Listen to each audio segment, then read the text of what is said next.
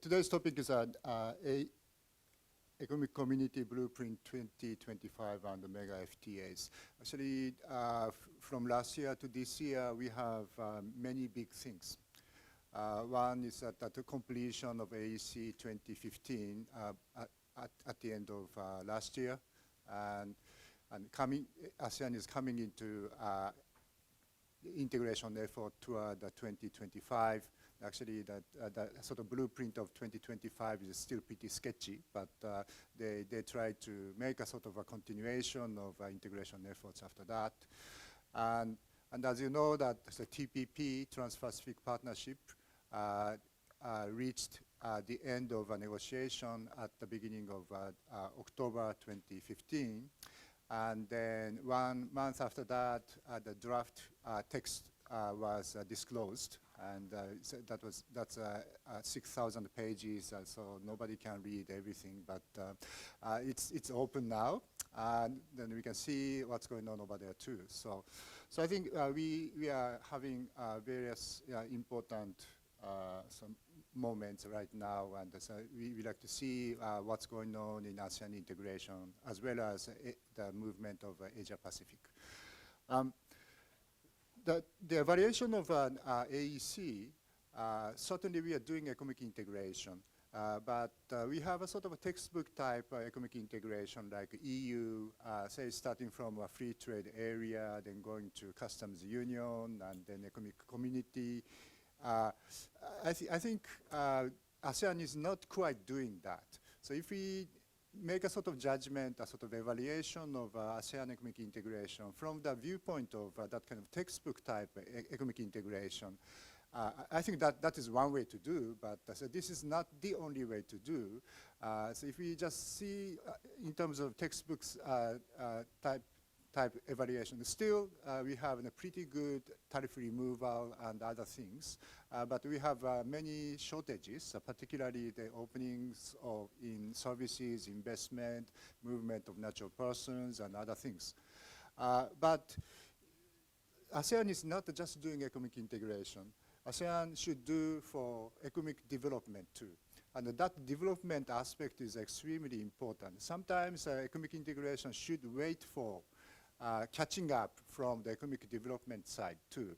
So I think that in order to evaluate AEC 2015 and also how to see a sort of perspectives for AEC 2025, development aspects are extremely important. And what's going on in economic development in this region, particularly from my viewpoint, ASEAN and partially China are utilizing the mechanism of global value chains very aggressively. This is a very peculiar aspect so far. I think this region is in a sense most advanced in utilizing global value chains for economic development. So I believe that would be a sort of model of development which could be applied to other parts of the world too. But so far, ASEAN is really way ahead in order to utilize global value chains. And how we are using global value chains, that's one starting point that I like to talk about. Because now everybody in the world is talking about global value chains, but they are talking about that in a kind of really pretty traditional, pretty conventional aspect of global value chains. Say in case of say links, international industry linkage, like it's a garment industry, say in Cambodia, say in the past 15, 20 years, they are doing garment factories a lot, say importing textiles from China once in 2 weeks, then making baby clothes over there, then dispatch those products to the US once in 2 weeks. This is international industrial linkage, and this is global value chains. But these are very slow type global value chains. Still, ASEAN is doing that, but at the same time, going to production networks, that's much more time sensitive. Say we need a synchronization of supply of various kinds of parts and components. We are doing that, And also we are going more actually, so forming industrial agglomeration with connecting to international production links. And then probably we need one more step. If you see Singapore, say we need our own innovation.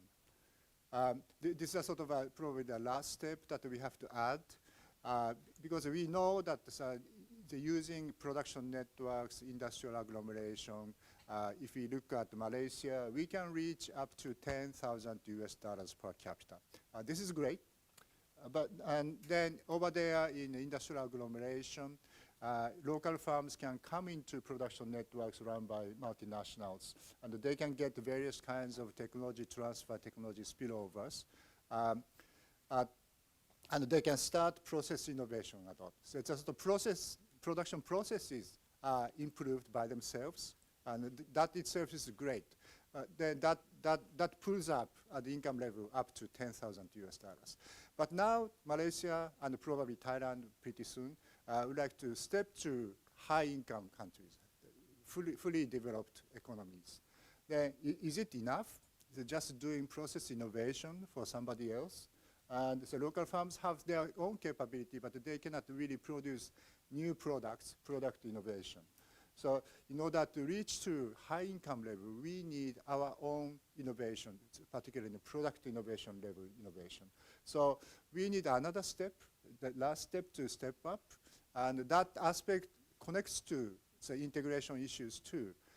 Why in many countries, probably except Singapore, are not really enthusiastic about openings of services or as a movement of highly educated people, or SPS, talking about the food security and other things.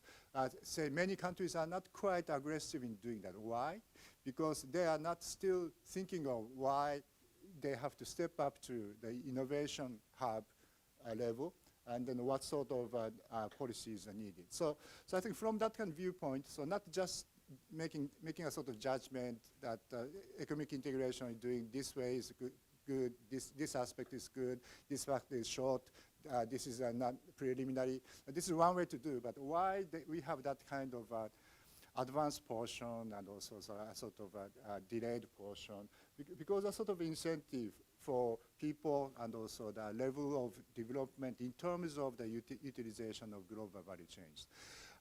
From that viewpoint, TPP has probably very possibly important implication for ASEAN economic integration, because some aspects are very, very advanced in TPP. Of course, we have some traditional ones, say tariff removal and other things. Liberalization issues are pretty conventional and way beyond, of course, high level. But beyond that, say, if ASEAN countries should think of various kinds of economic reform, say, including, say, state-owned enterprises, competition policy, and other aspects, say, making more efficient bureaucratic procedure and other things. I think those aspects are coming in from the TPP. And also, why TPP is emphasizing, say, services liberalization, the movement of highly educated people, SPS and other things. Those are actually consumption of people is eventually very, very important for those kind of countries too. So I think that from that viewpoint, I understand that now we are having a sort of, we observe a sort of domino effects. Many ASEAN countries are rushing into TPP. I don't know, that could be successful sometimes, it could be not quite, of course, but another viewpoint is that a sort of elements that the TPP are bringing in, I think those would affect the way of going to economic reform in those countries, and also the necessary policy package for new development, particularly at the innovation stage. So that's a sort of context that I like to talk about.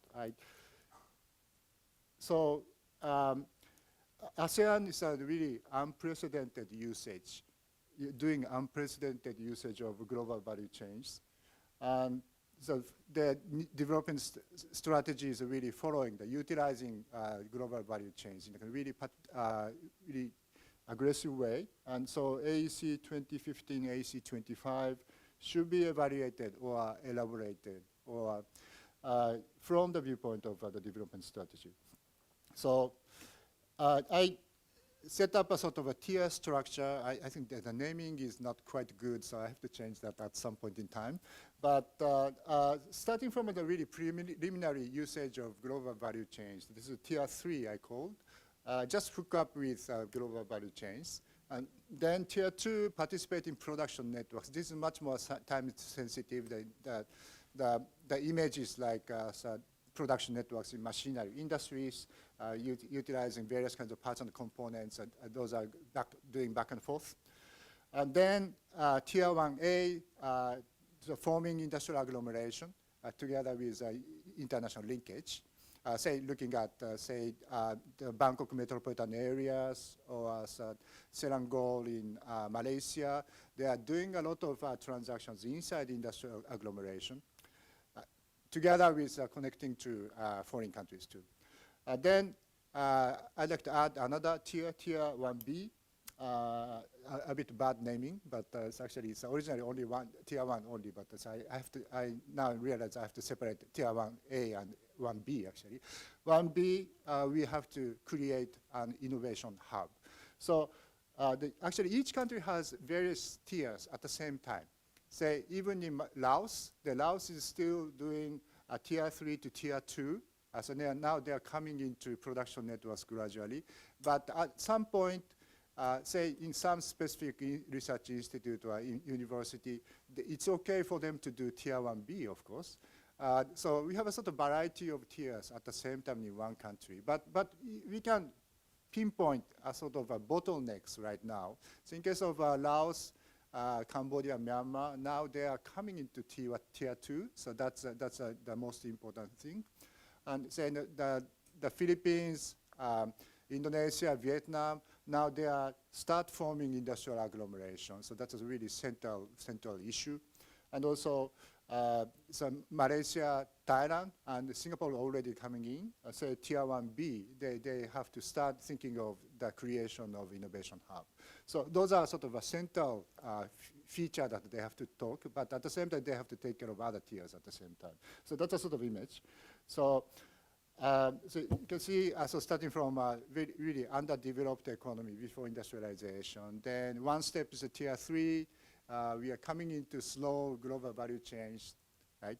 Then tier 2, that's coming into production networks. So this or second unbundling. So this we need a speed and precision in the connectivity over there. So actually the policy environment is completely different from tier 3. So that is coming in now. Cambodia, Laos start doing that. Myanmar maybe a bit more time probably, but so they have to do that. Then tier 1A, say they start forming industrial agglomeration. And in industrial agglomeration, actually local firms can come into production networks. They can supply parts and components to, say, multinationals, assemblers, and others. Then they can get a lot of technology transfer, training, and other things. So that enhances the capability of process innovation.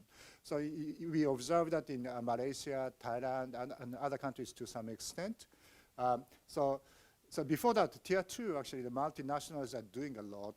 But in the tier 1A, the local firms are explicitly coming into those production networks. So Vietnam, the Philippines, Indonesia are doing that right now. Then tier 1B, say Thailand, Malaysia, Singapore is of course way ahead, but it's the Malaysia, say the income level is $10,000 US. They have to start creating their own new products, product innovation that should be there. In this kind of global setting, what will be a tier 1B? Say we have an experience in Japan, Korea, and others. Actually, if you see Japan and Korea history, they are not in global value chains era. Okay? So they are basically utilizing their own resources, say human resources and others. But now, now the world is much more open with global value chains. So actually, the highly educated people are moving around across national borders a lot too. And also we have a lot of foreign direct investment by universities, the research institutes, right? So certainly at that stage, they have to accumulate research and development. They have to have an accumulation of R&D stock, and also they have to raise up their own human capital, certainly. But that is not enough because people are moving around, so inbound, outbound. So they have to attract highly educated good people in order to generate innovation. So our own people, and at the same time, foreigners, have to be attracted to make a sort of innovation hub, right? So these are the new aspects. So 20, 30 years ago, so people couldn't move like that. But now, people, particularly highly educated people, can move around very easily. So that we have to attract that. That's why we need urban amenities. Urban amenities. People, highly educated people are happy to come and stay there for a long time and to do their innovation activities. So we have to have very good urban amenities to attract those kind of people. Then consumption of various kinds of services, various kinds of consumption goods, those are going to be very, very important at this stage. So I will elaborate that a little bit more. I should not spend too much time here, okay? So roughly speaking, so we have a classification of income levels by the World Bank, starting from low income. This is a whitish area. Then stepping up to lower middle income. This is a blue one. Then upper middle income. This is a green one. And then high income. This is orange one. So these corresponds to a sort of steps, roughly speaking. So low income to lower middle income. This is a tier 3 to tier 2. So a sort of main issues are moving to tier 2. And then lower middle income to higher middle income. This is a tier 2 to tier 1. Tier 1 should start over there. And then upper middle income to high income. So we should start tier 1B. So roughly speaking, we can see a sort of major issues for those kind of countries in ASEAN. So very briefly say, tier 3 just hook up with a global value chain. So the image is like remote areas connected with some reliable connectivity, but does not have to be very, very good one, but a sort of medium grade, but really reliable connectivity. Say the mountainous areas in Mekong Islands in Indonesia and the Philippines. We cannot really do, say, innovation hub immediately, of course. But if you have a sort of decent connectivity that they can generate various kinds of business models in, say, agriculture, food processing, bioenergy, fishery, labor-intensive industries like the garment and footwear, certainly they can do those with those connectivity. So this is tier 3. Tier 2, we have to come into production networks. So we need high-grade connectivity here because we need precision in supply of some specific parts and components. We have to synchronize the value chains over there. So the major players are certainly machinery industries, but this is not just machinery industry. Some spotty type operation, for example, cut flowers made in Kenya, then sent to the Netherlands, or some not frozen but chilled salmon caught in the Indian Ocean and moving to Jakarta and sent to Japan. So that's very expensive, actually. So we need those kind of really spotty type production networks too, but we need speed and precision over there. So suddenly we need much better connectivity over there. So we have so-called fragmentation theory or the second unbundling. They are actually talking about this kind of mechanism. So we need the improvement of location advantages for production blocks. At the same time, cost reduction in service links that connect remotely placed production blocks. Those are what they have to do. And we know what's going on for this tier very well, actually. So we can make a sort of policy recommendation to Cambodia and Laos with a lot of confidence. If you do this, check a sort of bottlenecks, and okay, this is a bottleneck, you have to solve that. Say, could be hard logistics infrastructure, could be, say, customs clearance, could be, say, the capability of investment promotion agencies. So we have pretty comfortable in making a sort of policy recommendation for this tier. Then, say global, area is doing a lot of simulation stuff. Say global geographical simulation model. If you have some better connectivity, then what would happen? You can see this is only an ASEAN improvement in infrastructure in ASEAN and others, but you can see a lot of positive repercussion everywhere. Say in Japan, Korea, very red, right? China too, because they are connected by production networks. So if you have more efficiency in production networks in ASEAN, then actually we have a lot of positive spillovers to neighboring countries too. So world is really connected by production networks. Tier 1A, form industrial agglomeration. We are having industrial agglomeration because if we have much more complication, sophistication in production networks, then eventually we are having a sort of combination of intra-firm fragmentation and inter-firm fragmentation. Inter-firm is sometimes we call outsourcing. Put some tasks to unrelated other firms. So that kind of inter-firm transactions really hate geographical distance. They like to do that kind of transaction in the neighborhood because the firms cannot really trust others 100%. So if this is an intra-firm, that's okay, relatively. We can trust with each other to some extent, pretty well.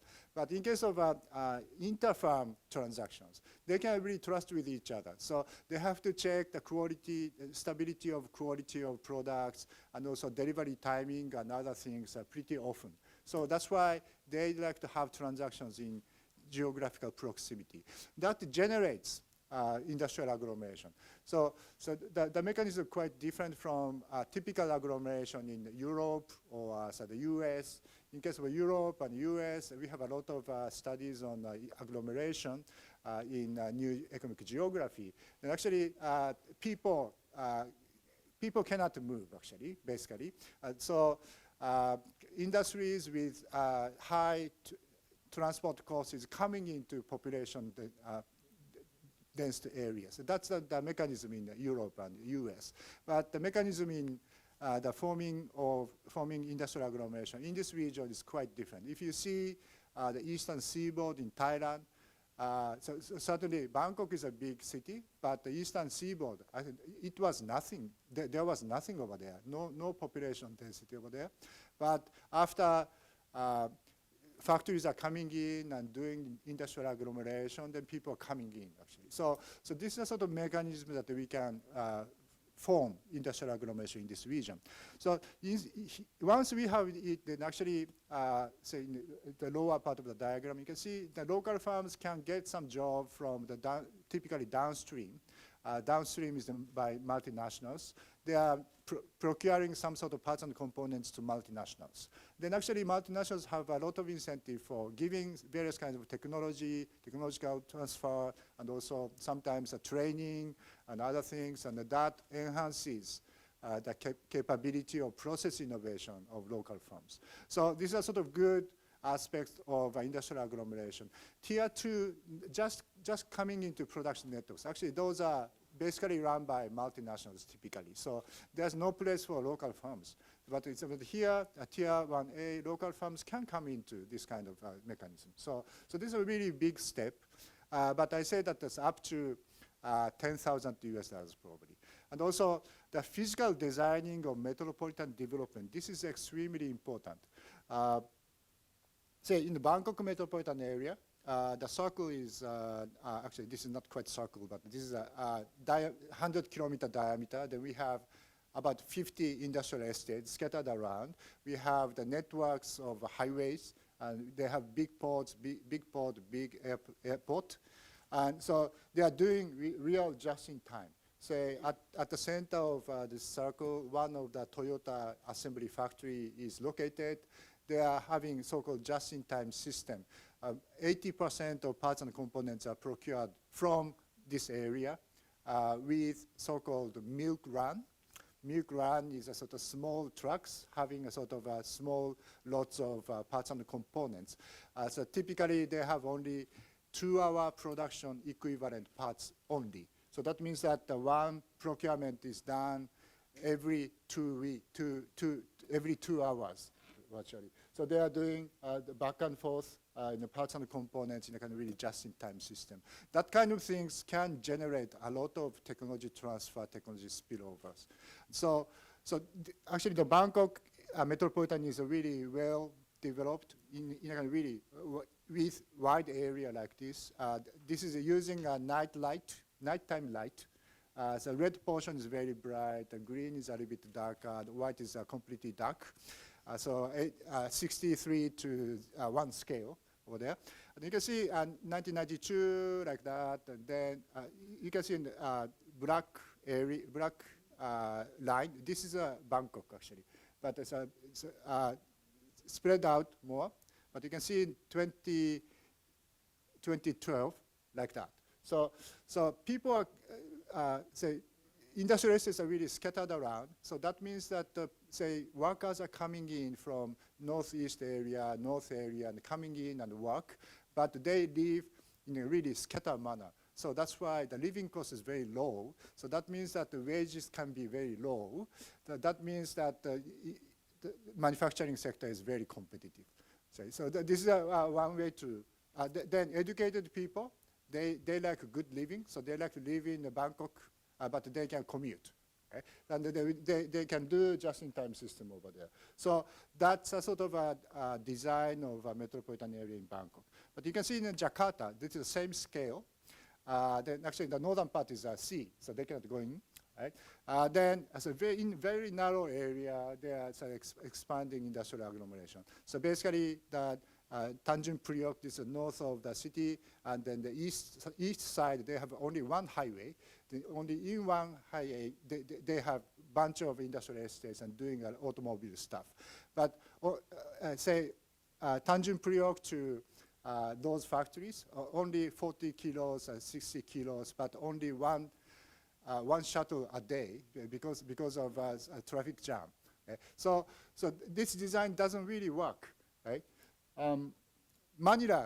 Manila is actually worse. You can see in a really narrow area. Of course, the geographical conditions, that portion is very narrow, so they have to do something, but very narrow. So Ho Chi Minh City, before doing a sort of good city planning, started scattering around, but it's a lot of traffic too. So we need a sort of really good designing of industrial agglomeration at this moment. It's very important.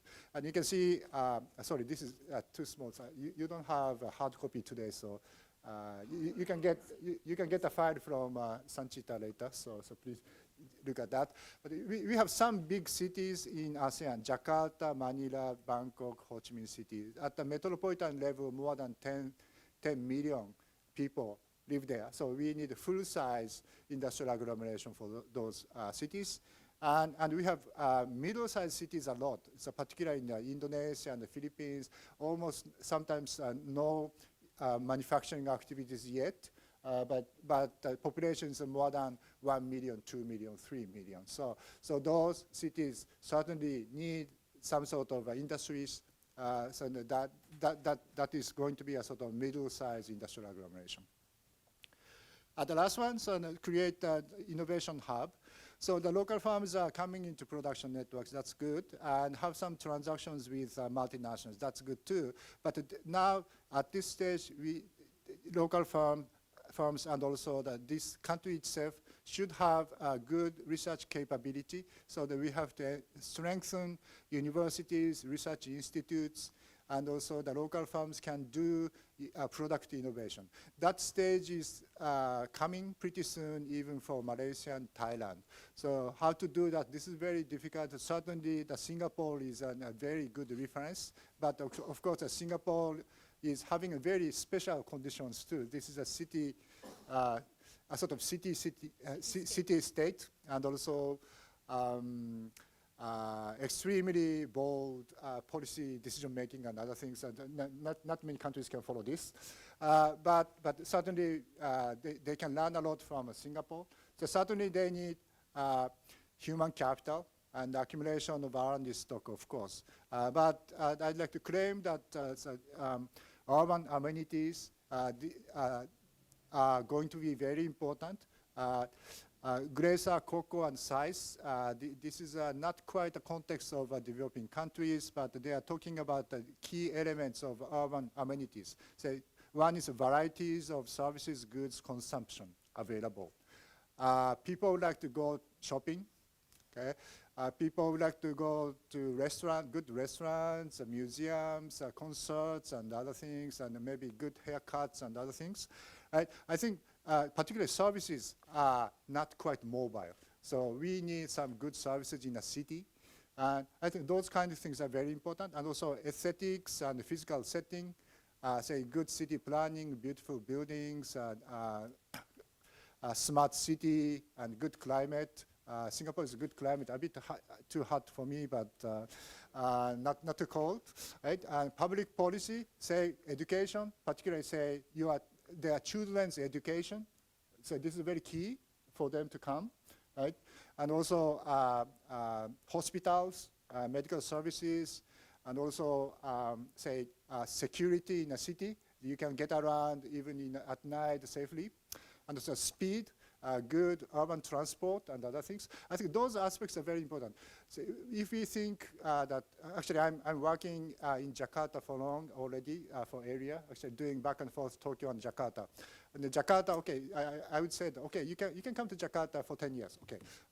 I would be happy to go there, say 1 year, but 10 years, just maybe too long. Why we think that? Why do I think like that? Say urban transport, for example. I cannot get around at night. There's no museum, decent, right? And consumption, I really love wine, actually. It's very expensive wine over there, right? So I think those kind of things are really affecting the location choice of highly educated people. I think Singapore is doing this consciously, but not other countries. So they are coming into those kind of things. That will connect to, say, why services liberalization is important, why the movement of highly educated is important, why we need good SPS, good standard and conformance, and those kind of things are coming in. So if you see like this, and actually policies required for each tier are different. So we said policies should be formed in a much more in a kind of demanding manner. And if we see policies classified into two portions, one is international commercial policies, say typical FTAs can take care of. This is one group. Another group is the development agenda, I call. These are not typically included in FTAs, but actually that is a lot in AEC. Those are development agenda. You can see this is too many, so I cannot really explain everything. But tier 3, actually, this is very primitive. They are using so-called GSP, for example, to export the textile products to somewhere. The tier 2, actually, we have much more advanced say FTA and other things, tariff removal, particularly machineries, trade facilitation, starting from, say, e-customs, customs clearance, trucks across borders. Actually, this is very effective in case of Cambodia and Laos coming into production networks right now. And also investment liberalization, particularly machineries. This is tier 2. Going into tier 1A, say, tariff removal, not just machineries and up to upstream, because of industries are utilizing various kinds of materials over there. And also NTB, non-tariff barriers removal, particularly TBT, say, this is related to manufactured goods safety standards and other things, at the TBT, trade barriers to, technical barriers to trade. Then trade, transport facilitation, single windows, and those are effective, and also services liberalization, starting from production supporting services or manufacturing supporting services. Then investment liberalization, particularly manufacturing in general, and also production supporting services. Movement of natural persons, particularly businessmen. Businessman can fly easily. Those are tier 1A. Tier 1B is more actually NTB, non-tariff barriers removal, particularly SPS. SPS is a food security and other things. So actually this is consumers are related to that, not producers actually. So the consumers have a very weak voice usually. So policymakers do not really care in many cases, but in tier 1B, this is very important. Say we like to eat some good sushi, okay, then say SPS procedure should be very quick, otherwise this is not cooked yet. So that kind of things are really coming in, and also standard and conformance, services liberalization. This is a sort of general, so we have to do everything. And also investment liberalization, movement of natural persons, particularly highly educated people, IPR protection, competition policy, SOE reform. Those are sort of essential parts in tier 1B. The development agenda, say starting from tier 3, say investment promotion, transport infrastructure, labor-intensive manufacturing development, SME. SME development is everywhere, but in tier 3, starting from say cottage industry, tier 2 exports, exports of say food, so agricultural products or fishery products, tourism, and the tier 1A coming into supporting industries, tier 1B venture business, startup support. So, and infrastructure is much more demanding from tier 3 to tier 1B, and you can see various things. So actually the policy environment could be, should be pretty different if they like to step up from tier 3 to tier 2, tier 1A, tier 1B. So using this as a reference, if you see AEC 2015, how far we are doing that, and also in AEC 2025, what we are trying to do. Then you can see, roughly speaking, tier 3, tier 2, those are taken care of pretty well in AEC 2015 already. Some part in tier 1A is already there. But the latter half of tier 1A and tier 1B still very preliminary. So certainly we have to shift some weights to tier 1A to tier 1B in AEC 2025. Still we have to take care of tier 3, tier 2, say the local areas, mountainous areas in Mekong and other things, of course, that's tier 3. But we have to shift some weights to tier 1A and tier 1B. So I've already talked about the conclusion here, but in AEC 2015, the first pillar is a single market and production base. That was written in the blueprint in 2007. Then that was a pretty idealistic approach. We immediately knew that we cannot do literally. So leave single market idea for the future and concentrate on integrated production base, not the market portion, the production base portion. Then actually that covers tier 3, tier 2, and a part of tier 1A. So tariff removal, this is very clean. So the ASEAN people should be very proud of that. Say in 6 forerunners, already tariffs are 0 for more than 99% of commodities. And CLMV are also catching up by 2018. Then rules of origin, this is pretty good. And also trade facilitation, including introducing single windows and others. Those are something that ASEAN people should be proud of. Then the part of tier 1A and tier 1B to be the issue in the next round, say services, particularly B2C, business to consumers, because consumers have a very weak voice. So they are not really convinced why they have to do services liberalization. But if they like to come into Tier 1B, if they think that they have to create an innovation hub, then they have to think much of consumption. Otherwise, they cannot attract highly educated people. So they have to provide a good living over there. So that's why services liberalization is important, particularly B2C. And the movement of educated people, skilled labor, this is also the delayed area in AEC 2015 because they do not really notice why they have to do this, actually. Then NTB, non-tariff barriers removal, particularly SPS, say food security issue, and also TBT, the safety and other things for manufactured goods, standard and conformance. Actually, in the case of say, cosmetics and others going in standards and conformance, this is a very interesting trial among ASEAN countries, but we have many products and many services, so we have to do more. And others.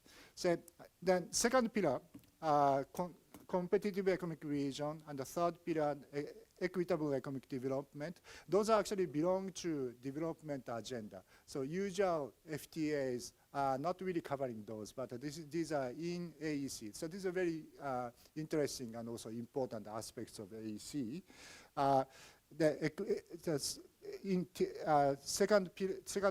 Sorry, no, I said the pillar actually. I'm sorry, second pillar. So economic institutions, let's say competition policy should be there, consumer protection laws, IPR protection. Actually, we are building up a sort of economic institution. Many countries used not to have, say, consumer protection laws or competition policies, competition laws. So they are introducing that. Infrastructure development, they do a lot. Actually, this is not really forced type plan, but they are trying to coordinate the various things in the infrastructure development. They had so-called master plan on ASEAN connectivity, MPAC, starting from 2010. They just actually listed a sort of symbolic projects. Some projects are completely infeasible, I think, like railways, but they do a lot. Okay? And SME development, at least they try to start out. And area made so-called SME policy index. Actually, those are sort of starting point to make a sort of SME. But they are not really thinking of what sort of SMEs, actually. So in Tier 3, Tier 2, Tier 1A, Tier 1B, different type of SMEs should be developed. So we have to have much more clear mind doing that. IAI, this is sort of technical assistance and other things to latecomers. This is a rare case that Singapore is really helping poor countries, actually. So I really appreciate that. The fourth pillar, integration into global economy. So the success was that the completion of ASEAN Plus 1 FTAs, but RCEP negotiation, I will talk about a little bit more, but we have a lot of hard time now. And so AEC 2025, still this is pretty sketchy. So the contents are not really there, but if you see the priority sectors and connectivity, those portions are detached from pillar 1 and pillar 2, and now they are having a sort of independent pillar. So now we are having 5 pillars over there. Then economic integration go deeper. So development agenda, actually we have to expand the scope, the contents, ingredients over there. And emphasis is on innovation and so-called responsive ASEAN, the betterment of administrative procedure and the regulatory reform. Those are coming into pillar 2. This is a good thing, but not much contents yet. And need more inclusiveness. So again, the connection between inclusiveness and economic integration, economic growth, those are not quite good. Actually, if we have a better connectivity and industrialization, then some portion we can have the narrowing of development gaps, particularly in a geographical aspect. So we have to connect, not just talking about we have to help poor people. It's a sort of social policy type thinking, but we have to do much more in the kind of economic policy thinking by doing economic integration, by doing industrialization, how we can narrow development gaps. This kind of things should be introduced in this pillar. And also need to develop links with ASEAN socio-cultural community. Actually, ASCC includes education, social protection, disaster management, environment, and others. Those are social issues at the same time economic issues. So we have to have much more good coordination over there. So it should work for tier 3, tier 2 continuously, but at the same time we have to shift weight to tier 1A, tier 1B. That's a sort of what we have to do in AEC 2025. This is the major items. Actually, that's Sanchita wrote it here too.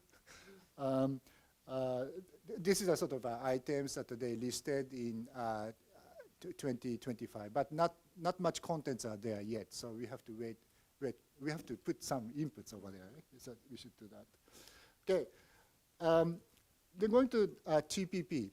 Actually, the issue is pretty related. I think so. Even TPP is coming, I think ASEAN integration itself is already doing a lot. So we cannot really see a sort of really serious fragmentation of ASEAN itself, but certainly that is going to be a sort of a big impact.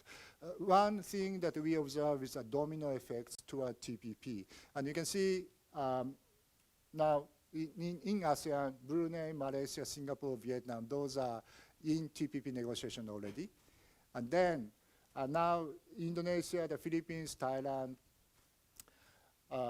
Chinese Taipei, and Korea would like to come into TPP. Certainly it may take time a little bit more that TPP is going to be effective. As you see, this is the function of US Congress politics. So we don't know when, and probably the new accession is coming after TPP is going to be effective. So that could be next year, could be 3 years from now. But many people believe now that the TPP will go eventually. So then China. So certainly China starts working on what's going on in TPP. And then we can see the draft text now on the website of New Zealand's DFAT and other places. Then people start working on that. So what's going on over there? Then certainly, say in case of Indonesia, for example, before having draft text, the president said that Indonesia would like to come into TPP. Then actually, area has some Indonesian economists. Actually, they were called, and then they were said that we have to start working on, we have to start studying TPP, right? And that's good. But they would find, one thing is a really high-level liberalization, whether or not they can do that. This is one thing. Say tariffs, of course, and also services, investment, those are in the negative list, not positive list. Okay? So this is one big differences from usual FTAs in this region. So this is one thing. But even if they are believing very strongly the free trade and liberalization, still they may have some obstacles. I think the last obstacles, at least psychologically, could be IPR protection. This is one thing. Intellectual property rights, and also investor-state dispute settlements. So this ISDS is actually basically saying that we cannot really trust the host country's dispute settlement. So that's why they need some sort of way to solve those kind of issues, basically. So so that may not be really liked by less developed countries, of course. So those could be a sort of obstacles. Then one thing that we have to watch is that sort of losing momentum for RCEP now. So the timing was not quite good. RCEP was supposed to be concluded by the end of 2015. Okay? So that was the original commitment. So that's why policymakers were in a hurry to make some sort of progress within 2015. So So they have to announce something in November 2015 in summit meetings. So they have to say that we cannot really conclude it, but we did up to this. They have to say that. In order to do that, then they have economic ministers meeting at the end of August. They have to say something. And then actually India and China are very, very passive, very not really positive in doing a high level of liberalization. So India said that starting from the tariff removal level at 40%, 40. So this is absurd. And then conclusion is that only 80%. 80 is very low. Actually, it's ASEAN plus 1 FTAs have already 95% tariff removal. So 80 is really, really low, actually. That was last August. Then in early October, TPP came. So it's a really bad timing. So I think that they have to do, if they don't, then China is not really coming back to RCEP now. They are talking about a lot on One Belt, One Road, AIIB a little bit. These are actually different issues, but actually, so they like to do in a kind of diplomatic strategy, and also possibly coming back to ACFTA, strengthening of ASEAN-China relationship, but they are not really coming back to RCEP. So RCEP is really losing a sort of momentum. I think that this is a really potentially very useful format for fora, so we have to do that. So I think to avoid being marginalized, we have to do something. One possibility is to reset the negotiation agenda. That could be a bit difficult. Or conclude RCEP as a framework agreement as soon as possible, and going to a sort of a next negotiation, having a sort of a second tier. Or just give up international commercial policies to TPP, and then so concentrate on economic cooperation like OECD. Okay? So those could be a sort of choices that we have to revive RCEP. These are the level of tariff removal in ASEAN plus 1 FTAs are mostly 90, 95%. So 80% is very, very low, so it doesn't really work. I have some figures here, but I skipped that. But in terms of contents, TPP would have some impacts. One aspect is impacts on economic reforms in East Asia. One thing is certainly high-level liberalization. That changes a lot for, say, industrial promotion policies and others. So tariffs, services, investment. This could be certainly as one impact. But in addition to that, one is government procurement. Government procurement, the government purchases various kinds of goods and services. Government procurement means that the government should provide some non-discriminatory treatment for foreign players in order to purchase goods and services. So WTO has a government procurement agreement, but this is so-called a plurilateral agreement. Only signed countries are under the government procurement agreement. Only 40 plus countries are signing that. In this region, virtually no developing countries signed that, and also Australia and New Zealand are not in WTO government procurement agreement. So this is one big thing. So the government procurement is certainly a really big market, and we can see a pretty big governmental involvement in, say, Malaysia and certainly Vietnam. And if we are looking for some China in the future, and certainly this is a big item too. So the expansion of non-discrimination principles to non-signatories. So this is the implication here. So that's the possibilities of contributing to removing public-private collusion in many countries. But actually in TPP, a lot of exceptions are written, a lot. So maybe the original signatories of TPP, they may not need to change a lot on the government procurement, but the new newcomers may have, this is a sort of negotiation basis, so newcomers may have a sort of pretty big issues related to government procurement. And then state-owned enterprises and designated monopolies. I think this is very new in TPP. It was not, this kind of articles were not in the past in various kinds of FTAs, including US FTAs. I think this is great to write down basic principles of the competition against private companies. Say the private companies and SOEs are coming into one market, and then they have to have a sort of equal status in competition. This is a sort of basic idea. And in terms of goods, services, and investment. So in the past, so in the goods, say in case of WTO countervailing duties, say subsidized goods are exported, then importing countries can have so-called countervailing duties to cancel out that portion. That was in WTO. But services or investment, though there's no articles like that in WTO. So for example, China's outward foreign direct investment, this is mostly by SOEs. Okay? So those SOEs are not really subsidized or not. Actually, they have to prove that.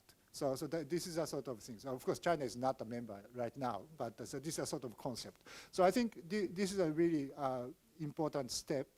But actually, so that could be a sort of reference for SOE reforms and others in many countries from now on.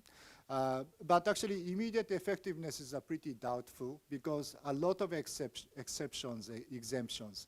So country-wise exceptions are there, but for example, Temasek is explicitly written as a sort of exemption from Singapore, so Temasek can do anything. Right? If Temasek can do anything, then actually Singapore can do anything, of course. But and also a lot of exceptions in the main text too. So the country-by-country exemptions, they may do renegotiation and other things, but in the main text, maybe a little bit more difficult to revise later. So I'm not quite sure about the effectiveness, but articles itself themselves are very meaningful and really path breaking. I think this is going to be very important. And also enhancing efficiency in bureaucracy and acceleration of regulatory reform. This could be another impact of TPP. For example, SPS and TBT, if one country claims that your SPS should be reformed, such and such problems are there, then there's some certain period, I think half a year or something, that the countries should make a sort of response because of that. So I think TPP sets those kind of time limits and other things. So that generates a sort of discipline, that efficiency in the bureaucracy too. So this is another possible impact coming from TPP. And also impact on developed models in East Asia, so particularly Tier 1A and Tier 1B. I said that, so why services liberalization is important, why SPS is important, why e-commerce is important. Those are coming in TPP. So this is serving Tier 1A, Tier 1B a lot. So I think this is a sort of new aspects introduced by TPP, and that would certainly influence ASEAN economic integration too. So conclusion, AEC should be evaluated, I think, from the viewpoint of the development model taking advantage of global value chains, not just simply saying a sort of referring to the textbook type economic integration. And the AEC 2015 pretty well took care of issues for Tier 3, Tier 2, and a part of Tier 1A. AEC 2025 should continue working on those, but at the same time shifting some weights to Tier 1A, Tier 1B. I think particularly in Tier 1B, Singapore's role is very important. Why consumption is important, why urban amenities are important, how we can set up an innovation hub. I think many countries can learn a lot from Singapore. TPP should affect ASEAN or East Asia in two ways. One is present a path toward economic reforms, and another is to help step up development ladder, particularly for Tier 1B. RCEP need to redefine its role and significance, otherwise it's going to be marginalized. So this is a conclusion. And these are references. So I think you can send my file to some people who'd like to have these slides. Thank you very much.